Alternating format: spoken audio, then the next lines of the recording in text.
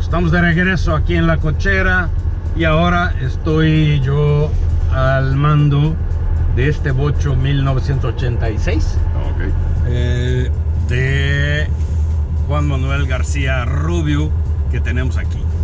Es un bocho hecho en México y yo ya tuve bochos, tuve alrededor de 3 o 4 bochos, incluso uno que funcionaba con alcohol en Brasil. Eso te garantizo que nunca lo tuviste. No, nunca. Y me da cierta nostalgia, obviamente, volver a manejar uno. Hay que entender que el funcionamiento es diferente, es apretado, es raro.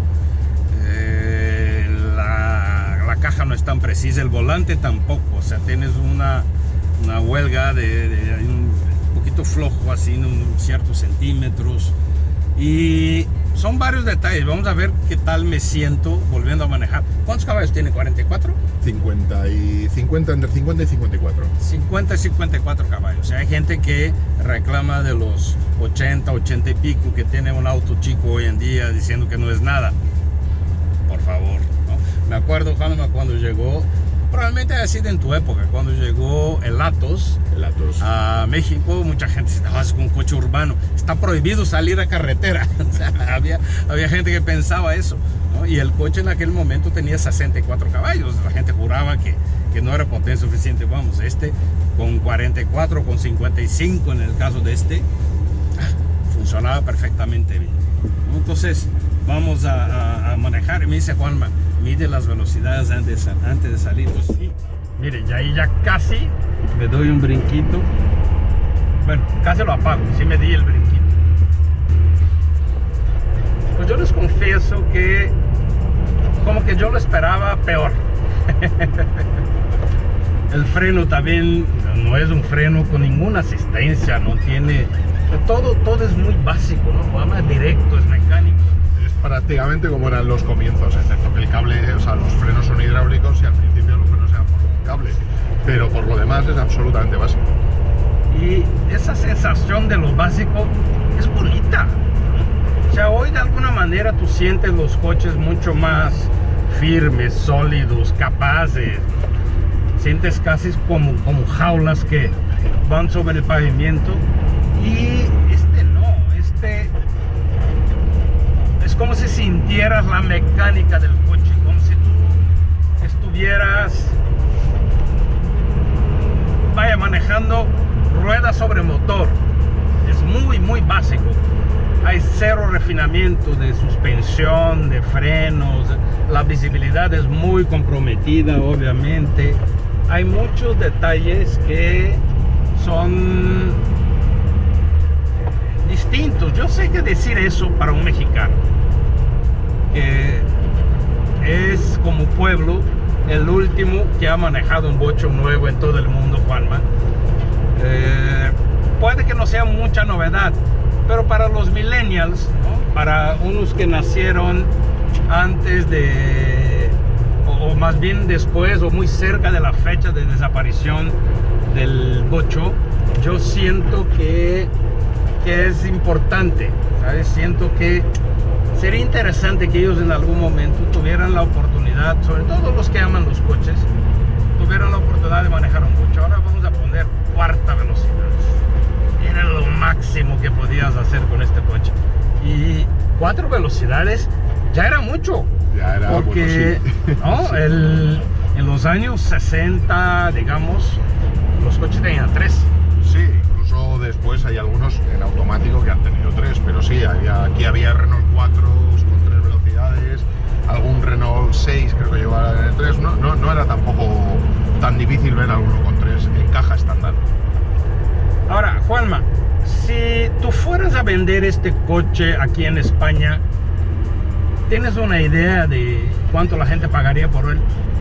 Sí, tal y como está este, que sabes que hay que pintarlo, ahora que lo voy a pintar la semana que viene, pero por unos defectos que ha tenido, este está en torno a los 4.000 euros. Aquí se pueden encontrar cosas de 2.000, cosas de 4, cosas de 6, los convertibles son muchísimo más caros, esos pueden alcanzar los entre 10 y 15.000 euros, tranquilamente. Alguno puede encontrarse por debajo de 10, evidentemente, pero más o menos para fijar un estándar unos 10.000. Y esto es una unidad buena, una unidad que esté pues como esta, que no está perfecta, pero está bien, sobre 4.000 euros. 4.000 euros estamos hablando alrededor de 90, 100 mil pesos. O sea, no es una fortuna, pero pues, para un bocho con la edad que tiene es bastante razonable. Es más caro que algunos vehículos mejores, más modernos, con más equipo, con más potencia y más recientes. Sí, modernos de menos de 10 años aquí, o sea, cumpliendo ya vehículos muy modernos, los hay por 4.000 con cierto kilometraje, evidentemente. E incluso una cosa curiosa, hay, por ejemplo, hay algún tipo de Mercedes que valen menos, viejitos también como estos, pero que eran superiores en absolutamente todo. Y aquí hay Mercedes por 1.000 euros y por 4.000 pues hay unidades más o menos, dependiendo del modelo, que no están mal tampoco. Bueno, tú puedes presumir que tu bocho cuesta hasta 4 veces lo que puede costar un Mercedes. Efectivamente. Y no solo eso, en el museo que abrió Porsche hace unos años, en el nuevo, cuando se sube a la planta superior, lo primero que hay es un escarabajo, un bocho, porque fue el preludio de los Porsche, luego los 356. Claro. Por eso digo siempre, perdona Sergio, por eso digo siempre que yo también tengo un Porsche.